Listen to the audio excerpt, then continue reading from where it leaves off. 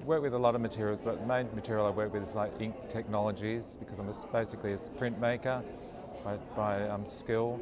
Also use sort of digital technologies like laser cutting and laser engraving in my pieces. With engraving is what's called like melting processes. God, this is going to be really bad writing. melting processes. So it kind of like pretty much is using sort of like synthetic materials because of the sort of thermomoulding properties of synthetic materials. Instead of actually sort of cutting through fabrics, you're basically engraving to them, melt the fabric, and you kind of create different sort of effects. Now, I'll just show you this particular piece here, which is a synthetic suede. That's kind of like completely kind of got this like filigree kind of pattern running through it, through the design. That's not laser cut, that's actually laser melted.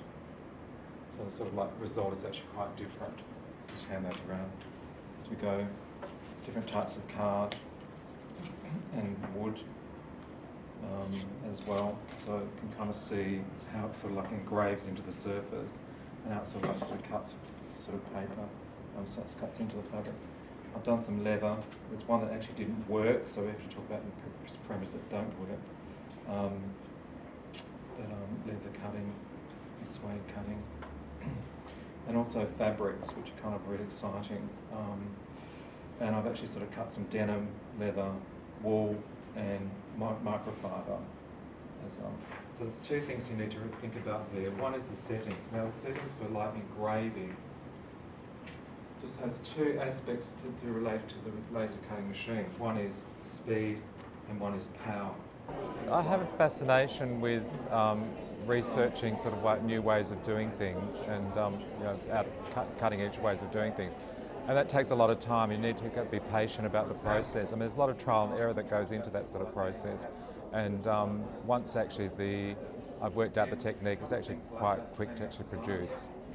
For example, in this design here, I have this gigantic, ugly shape here that I really don't want in the design. It's irrelevant, doesn't look like a flower, it's kind of like just basically, I need to clean it up.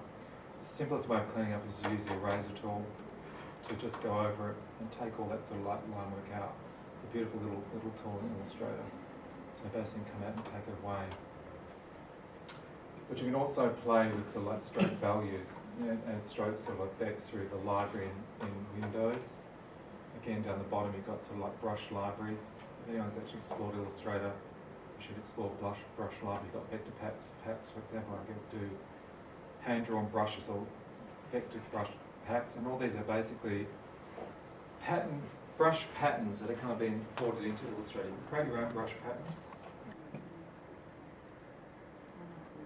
Okay, what we need to do is pick up the colours we want to be.